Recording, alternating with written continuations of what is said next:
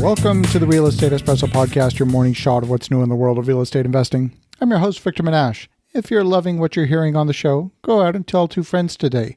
Show them how easy it is to subscribe to the show. The Real Estate Espresso Podcast is available on more than 20 different platforms. Wherever you listen to podcasts, you're sure to find the Real Estate Espresso Podcast. Now, on today's show, we're talking not only about real estate, we're talking about what's happening in other asset classes. Many of the people I know who invest in real estate also invest in other asset classes. And today we're looking at what the stock market means to the economy. Incredibly, we've seen the stock market rebound in the past week in response to Federal Reserve monetary stimulus and the government's fiscal stimulus. But there's several characteristics about this late market rally that are a bit troubling. Number one, the volume of shares being traded is way down. Not only that, the market index is being influenced by a smaller number of companies than perhaps at any time. Let's talk about what thin trading volume means in this context. It means that after the major sell-off, there aren't that many people looking to execute trades in the market. So a smaller number of buyers or sellers can significantly influence the price of a stock. The prices have gone up in the past week, but the buying sentiment is not broadly based. It's very narrowly based, and that means it's quite fragile. A similar size sell-off could easily crater prices. Number 2, let's talk about patterns of investing. I'm one of these folks who believes in investing on the basis of fundamentals. There's another school of investing called technical analysis, and that's where you speculate on the market timing using market psychology. Terms like bull market and bear market come from the world of technical analysis, where traders aim to time the market. The technical analysis traders are referring to what's happened in the past several weeks as a bear market rally. This is a little bump, a little upswing in the market that comes before the major crash. That's what I fear we're in the midst of. If you have exposure to the stock market, now might be the time to take some chips off the table and use a little bit of market strength to sell into that strength and get your money out of the market into a safer place. And number 3, let's look at Warren Buffett, one of the savviest investors of all. He spoke about a week ago to the shareholders of Berkshire Hathaway. In his remarks, there were 3 items worth noting.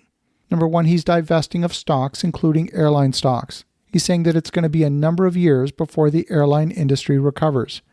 After all, he's 89 years old, and he likely won't be around to see the full recovery in the airline industry. Number 2, in the last downturn, Warren Buffett was very active in doing deals. For example, he helped General Electric with a line of credit to ensure they had liquidity if they needed it. Today, he's divesting of certain assets and holding onto a record amount of cash. He isn't making the same kind of bullish statements that we heard back in 2008 and 2009. And number 3, finally, there's the Buffett Indicator. Quite simply, it's calculated by dividing the total market capitalization relative to the U.S. gross national product. And if valuations are going up or the GNP is going down, then that ratio gets out of whack. Ideally, you want the index to be low. You want the economy to be growing and valuations to be low. That way you've got room to increase. This index is a good measure of where valuations stand at any given moment. If the economy is shrinking, which clearly it is, and valuations have not fallen in proportion, we have a clear problem on our hands. So let's talk about why the stock market matters. Some people in the press are saying that the stock market's not the economy. That's absolutely true. It's as if to say stock market values can drop, and it's only a handful of wealthy investors who are going to have a smaller cash pile at the end of the day. Big deal. It's not affecting Main Street. Well, I actually take issue with that. This is where the connected nature of our world is virtually impossible to escape. You see, we've got tens of millions of baby boomers who are nearing retirement or who have recently entered into retirement. And guess where those retirement funds are highly concentrated? That's right, in the stock market. It's in mutual funds. It's in pension plans. Just as an example, the Canada Pension Plan Investment Board invested $1.6 billion as an equity investment, as part of a larger both debt and equity investment, in its acquisition of Neiman Marcus a few years ago.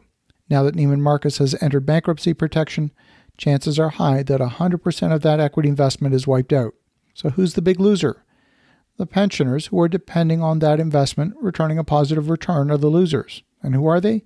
They're average, ordinary people who happen to be at a stage in life when they're on fixed income. Pension plan insolvency has been a huge topic over the last several years. And while I don't advocate the stock market as a place to invest right now, in fact, I haven't been recommending it for about the last 5 years, when you're dealing with people who are in their 30s, they've got plenty of time to recover from an investment setback as we're experiencing right now.